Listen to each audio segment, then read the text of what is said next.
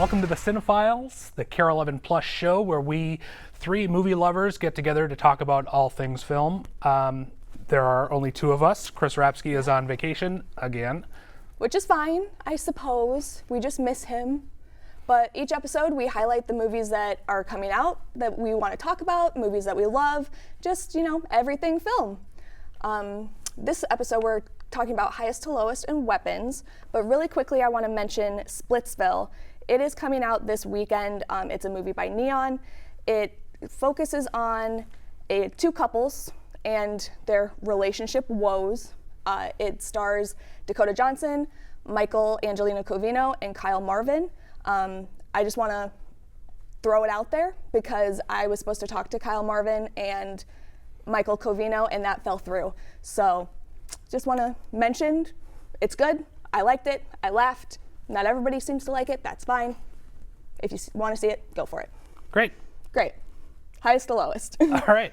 So Highest to Lowest is the latest film by Spike Lee. It is a remake of a film we talked about a few weeks ago on the Cinephiles, High and Low by Akira Kurosawa from 1963. If you're interested in that, you can check it out on HBO Max or the Criterion Channel. So let's take a look at Highest to Lowest. I got your full attention now, huh? You finally listening to me. Yeah, I'm listening. Good. You know you got the wrong boy, right? Yeah, so I've heard. And I also learned you can never trust the help. But luckily for me, it was never about the boy. It was always about you. Well, fair enough, but if it's about me, then you can't expect me to pay $17.5 million for somebody else's son if it's about me.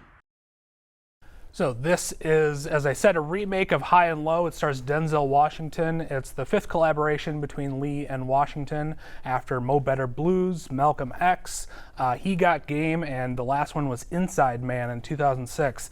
And this is one of their best collaborations. This is surprisingly a great remake of a great movie. That doesn't happen very often. I absolutely adored this movie. It takes a new spin on the original concept, which was, an executive's son gets kidnapped and he has to decide whether or not he's going to kind of go through a business deal that he's been planning or pay the ransom for his son. And then he finds out that it wasn't actually his son who was kidnapped, but it was his friend's son. And should he have to pay the ransom if it's his friend's son? His friend is played by Jeffrey Wright, who gives an outstanding performance. And here the executive is a music executive. He's known for having, the best ears in the business, they say. And he's kind of at a crossroads, I think, existentially. He's been driven more toward the business side of things than the music or art side of things. And Lee, rather than following the path of the original, which kind of descended in a way into a police procedural that's on the streets, allows Washington's character to sort of solve the crime in a way and pursue the crime. And it's more about his kind of existential pull between art and commerce or morality and making money. I absolutely adored this film. I thought it was incredibly well made. I think that, a lot of people are talking about how kind of messy it is or disorganized it is. And I think that is more a characteristic of Spike Lee's work. He is very interested in creating dichotomies and creating disharmonies to find a harmony. Right. We both agreed that Mickey 17, for instance, was one of the best movies of the year, and I think that is another filmmaker, Bong Joon-ho, who loves these kind of disharmonies to create an overall harmony. Absolutely. And that's what's going on here. I absolutely love this movie. What did you think? I really enjoyed this movie. The one thing that I found really interesting is that it talks about, in kind of a subtle way, the hustle culture that we've created, the impact of that hustle culture on art and the artist, and what it means to be an icon or a legend or, this class A celebrity in your industry, and how you manage maintaining that over time, but also in the changing world. Like Denzel Washington's character is like, I don't know about these songs that my son wants me to listen to because they're different generations. And I found that like really interesting and kind of like the heart of the film, because I'm sure that's something that both Spike Lee and Denzel Washington can relate to, because they are icons in their industry. Sure. Yeah. I think it's definitely, a great movie about this moment in time. We're very interested in saving money by using AI, and let's not hire an artist. Let's use AI to create, a painting or a graphic or something like that. Let's use AI to save money and eliminate some jobs.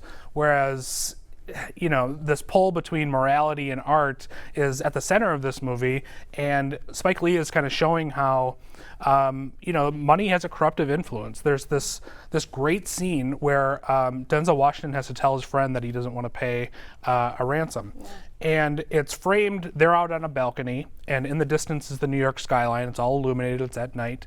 And the camera's inside, and there's a window between them. And there's an overhead light that is kind of reflected in the glass. And it looks like this sort of golden lighted miasma, or like a UFO almost, but this specter that's over them. And it's, money. Money is the one dividing factor. He's more concerned at that moment about his business deal than he is about returning his friend's son who's been kidnapped. And I think that's a fascinating commentary. And eventually, he comes around and decides to pay that ransom, but it's a hard choice for him. And the acting that comes through in those scenes is just incredible. I mean, there's a moment where he has to tell his son, that what his choice is, and his son really confronts him about it. And he's alone in his study afterward, and he's just torn apart. Right. And he's brought to tears, and it was just some of the best acting that I've ever seen Denzel Washington do. Absolutely. I understand why this would have gotten a 6-minute standing ovation at Cannes. Granted, that's probably not the longest standing ovation ever, but it's respectable. Yeah. I really, speaking of performances, really enjoyed A$AP Rocky's performance in this, because he's in Rose Byrne's If I Had Legs I'd Kick You this year. I haven't seen that, so I don't know the acting side of A$AP Rocky, so I got to see it here, and I thought he did a really good job. He's playing someone that he basically is in real life, an artist who cares about his music and is trying to build an empire, quote unquote, but he's kind of torn about the process of all that. And I thought he did a really, really good job, because not every basketball player or music icon or someone who didn't come up in acting shines when they act, and I thought he really shined in this movie. Yeah, Spike Lee is actually very good at finding people who aren't naturally actors and putting them in situations like this. He's been doing that for years, and this is another great performance. I was really impressed with him. I have only heard a couple of his songs, to be honest, and was really impressed by his acting abilities and really what his character represents, which is just kind of like success at any cost, followers at any cost, influence at any cost. What matters is that success, and that's a very kind of American idea. We love the idea of success. When people talk about the box office of highest to lowest, or whether or not the movie was a success, they're going to talk about the box office and not whether or not the movie was good. That's what we're always talking about on Monday. And we're framing movies by whether or not they were a hit or a flop in terms of money. And I think Spike Lee's more interested in kind of the art of it. And that's just the passion that's driving this film. And I felt that passion to my core. I love movies like this that are about the vitality of art. Absolutely. And I think what really got me hooked right from the jump is not only the soundtrack and the score throughout the film, but that opening credit scene where the music is beautiful and you're seeing the New York City skyline, and it was just romanticizing this life in this city and this country, and I was like, oh, I love New York. This is great. And I was just so excited for what was coming, even though some of it's not so exciting. Yeah, absolutely. That score, by the way, I know some people have had a real problem with it, but I think it's again feeding into this kind of dissonant harmony where it's a jazzy score that isn't maybe a score that you would normally hear in a thriller, and it seems to be kind of playing on its own tune. Yeah. But I think it all just kind of works together like magic, and that's what's wonderful about it. Absolutely. What do you think people should do? I think this is a don't miss it. You need to see this movie in the theater. It does open on Apple TV Plus in a month, but check it out in the theater. Yeah, I would agree. I think must see it in a theater, especially with other people. I just love the theater going experience, and I'm going to mention that again with Weapons. Yeah. It's just really, really good. Absolutely. And you're going to be able to laugh and be tense with people that you don't know. What's a better feeling? It adds to the experience. It really does. Yeah. So anyway, speaking of weapons, we are going to talk about weapons when we come back.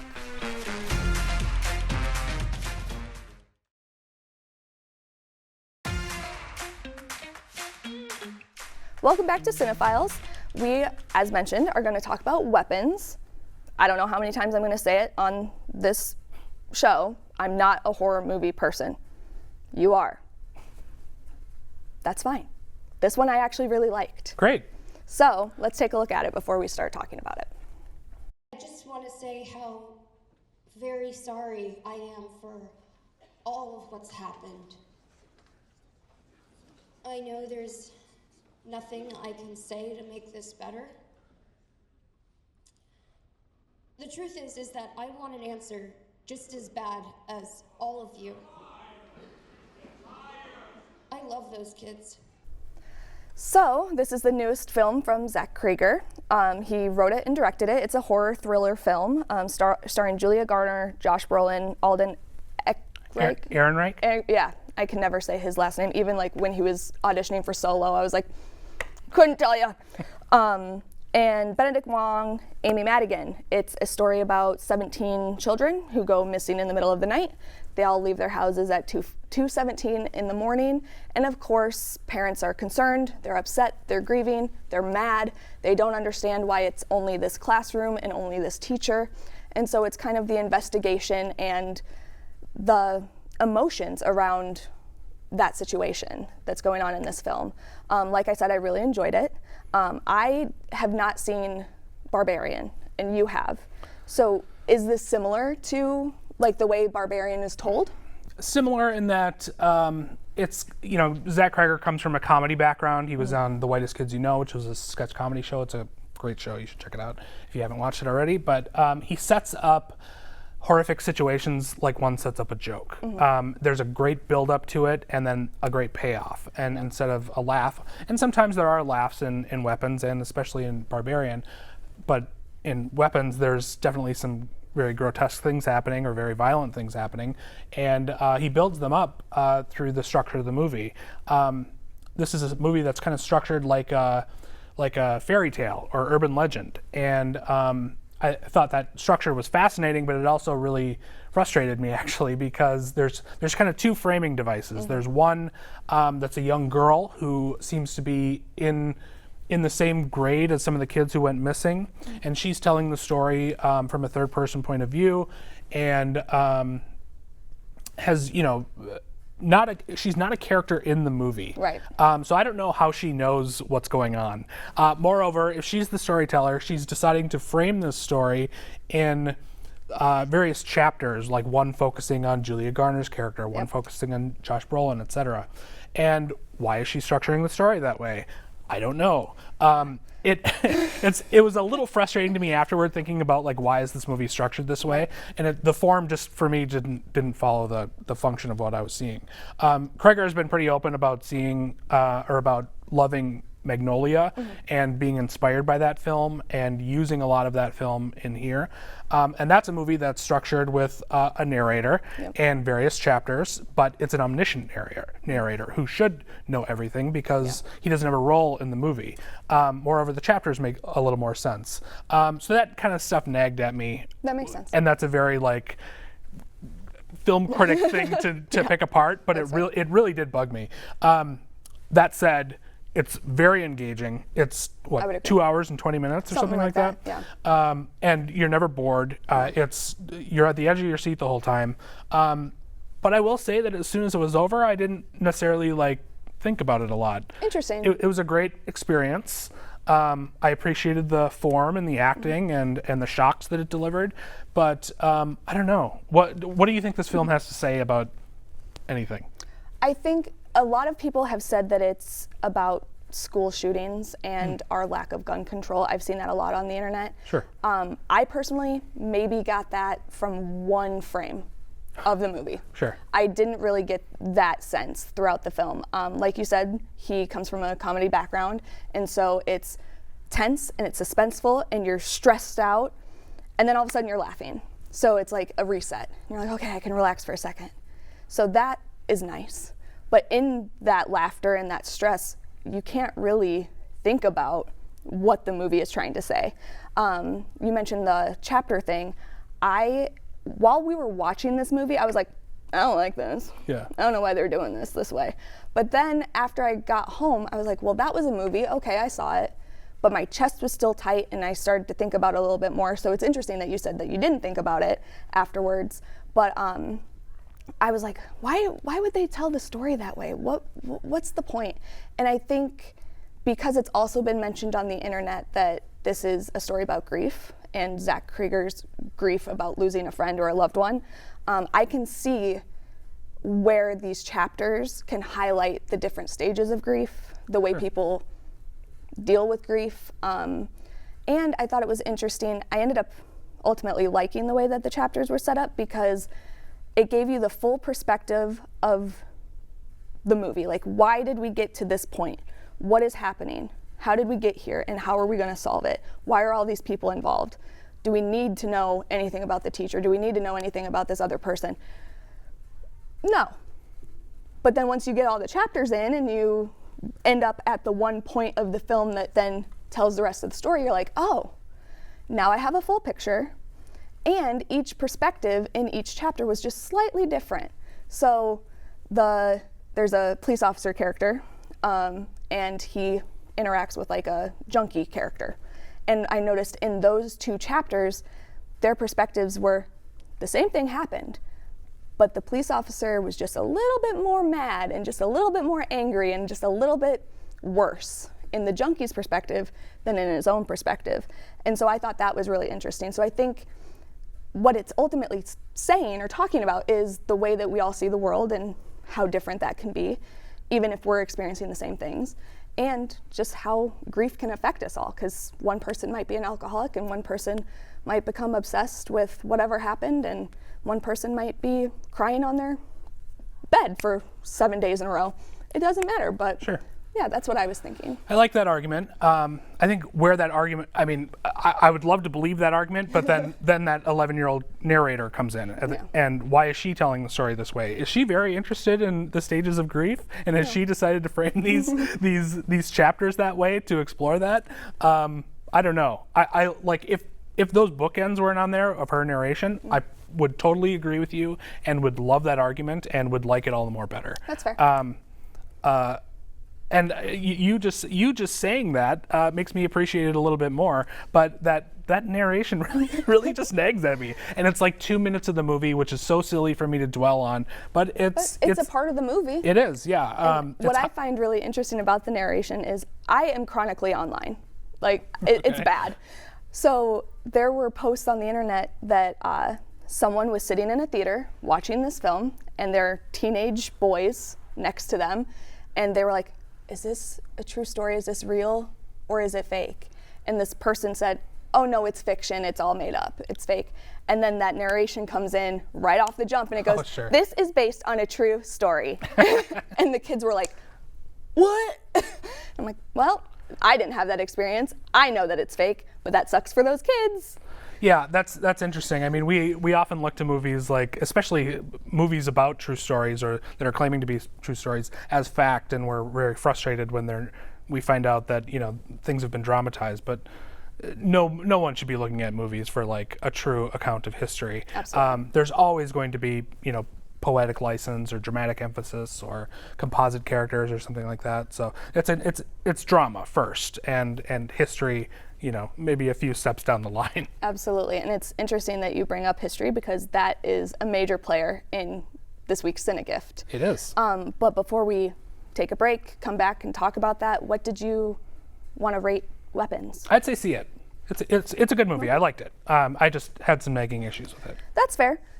I think see it as well, just because I love the movie-going experience. You're not going to feel the same way about this movie if you see it at home with your kids or your cell phone or your dogs or your cats or the sun shining through the window. Lots of gasping, lots of laughing, and that's contagious. Exactly. So I think it's a better time when you see it in the theater. And I also find it interesting, just really quickly, that Warner Brothers broke a record at the box office now with 6 movies in a row, breaking $40 million in their opening weekends, and Weapons is one of them, Sinners is one of them, F1 is one of them, and all 3 of those are original screenplays. So I find that really interesting. Yeah, it is interesting. 'Cause a lot of people complain. Hopefully we see more of that. Yes, absolutely. So we will take a brief break, and then we'll come back and talk about the Great Dictator. Great Dictator, yeah.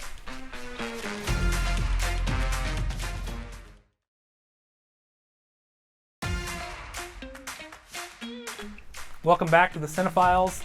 We are going to talk about my Cinegift from last episode, which was The Great Dictator from 1940, directed by Charlie Chaplin.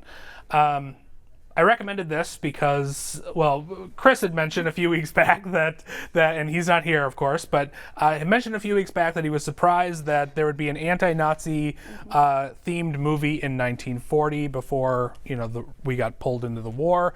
And I had actually done my master's thesis on this, and so I was very excited to talk about this. And this is a great movie by Charlie Chaplin, who recognized over the years and had been compared over the years to Hitler because of his little mustache. They both had the same little mustache. They were actually born in the same year. In the same week, I think. In the same week, and grew up, had similar upbringings.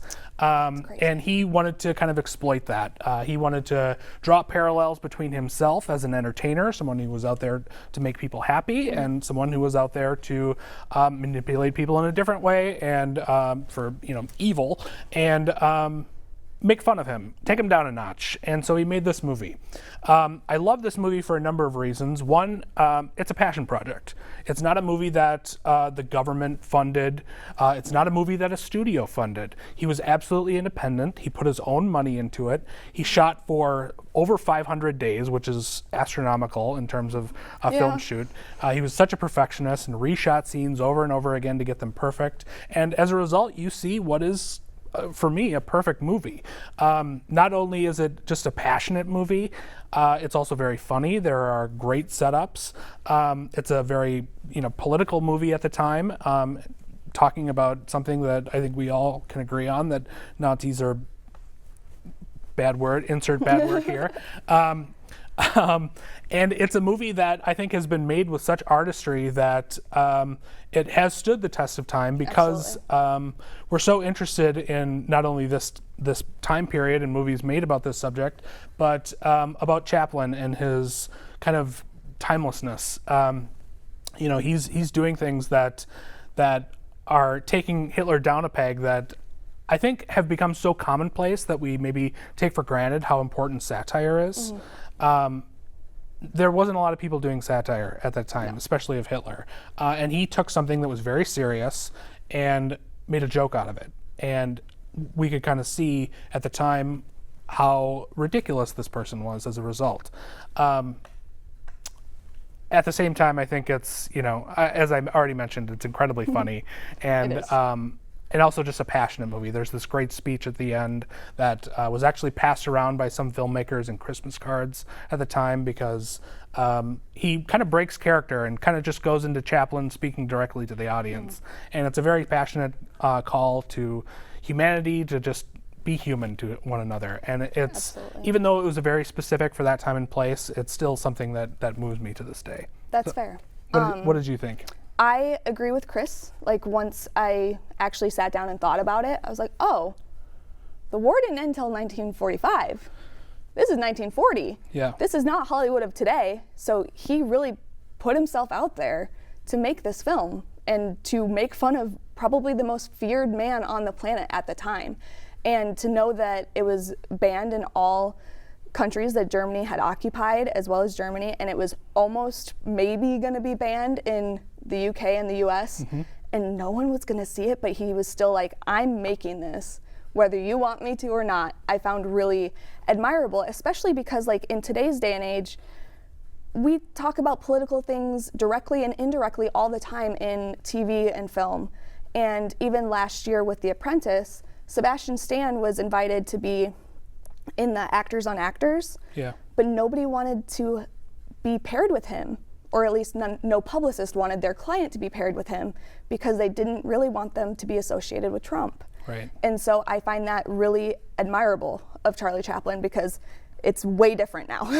Absolutely. It's way different now. At the time, I mean, the production code was not allowing filmmakers to really call out Germany and call out Nazism for what it was.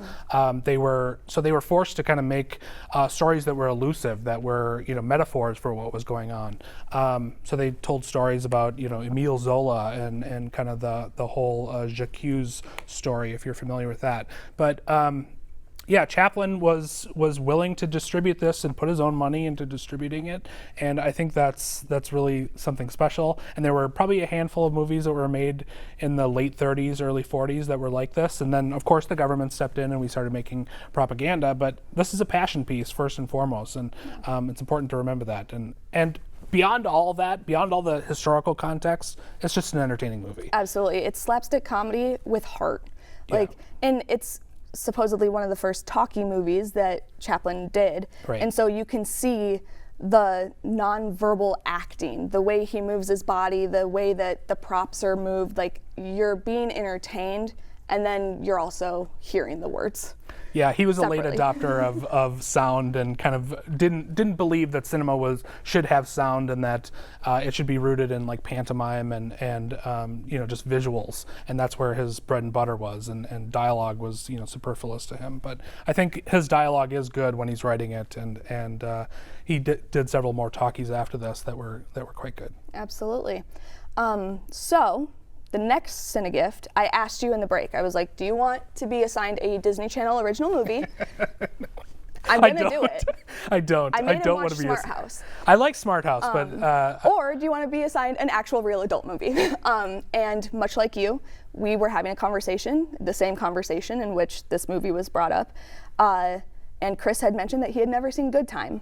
And oh, great. So why not talk about Good Time, since Benny Safdie is bringing out another movie, and you can never go wrong with a Safdie movie. You can never go wrong with a Robert Pattinson movie, in my opinion. So that's what I'm going to assign everyone to watch, is Good Time. Great movie. Yeah. So where can everyone find you on the internet? I am on deepfocusreview.com. You can find my reviews also on Rotten Tomatoes, Letterboxd at deepfocusreview.com as well. I've got an essay about The Great Dictator if you want to read that, as well as reviews of what we discussed today. Absolutely. And then we obviously, KARE 11 on all social platforms.